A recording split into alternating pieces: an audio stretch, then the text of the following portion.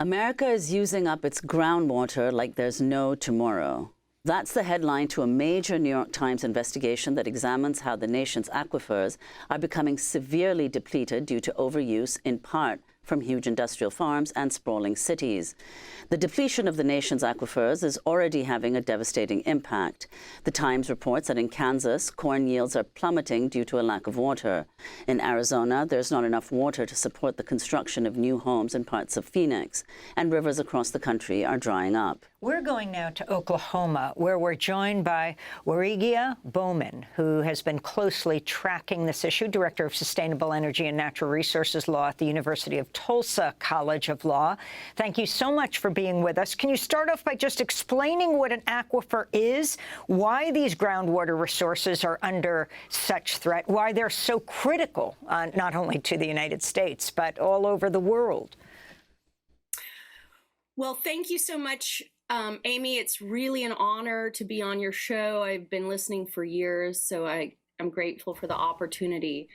For your listeners, an aquifer refers to essentially a container of soil and rock that holds water under the ground.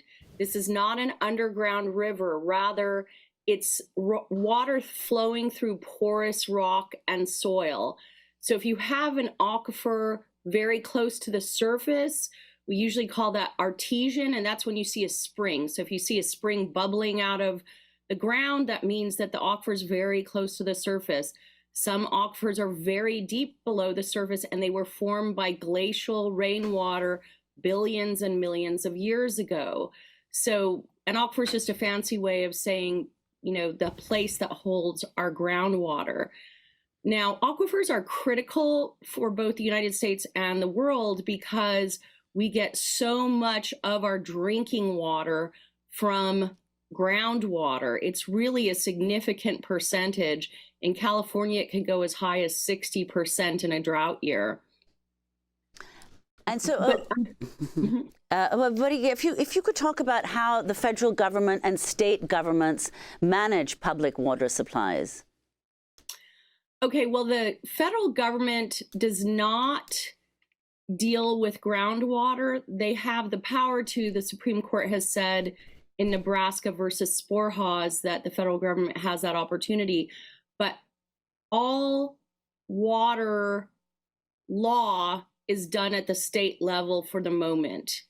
And what that means is that each different state has a different approach to managing its water.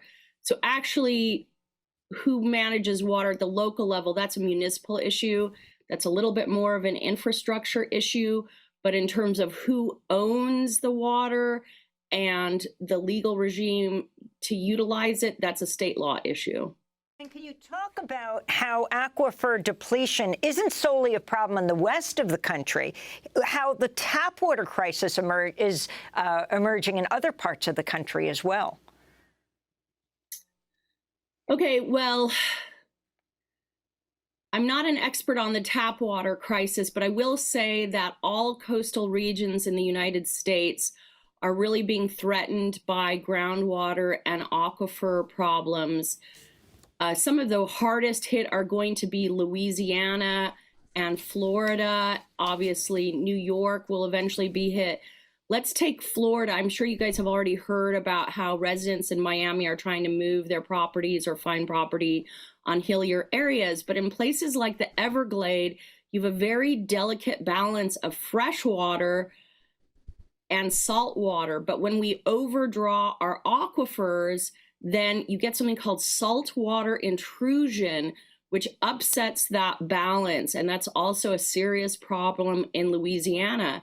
And surprisingly, under the Mississippi River, between Mississippi and Arkansas, there's enormous aquifer depletion. It's hard to believe because the Mississippi is such a big river, but the farmers in that region are withdrawing so much water so fast that actually the aquifers underneath the Mississippi River are one of the most endangered aquifers in the United States. So, Warigia, if you could talk about, very quickly in the last minute we have, how the climate crisis worsens this aquifer depletion and accelerates it.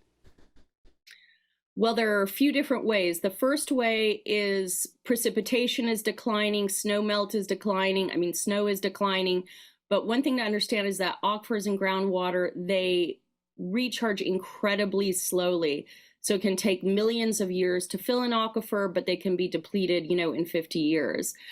But as surface water supplies like rivers and streams and lakes are depleted, farmers and industry are going to draw more from groundwater, and so that accelerates the depletion.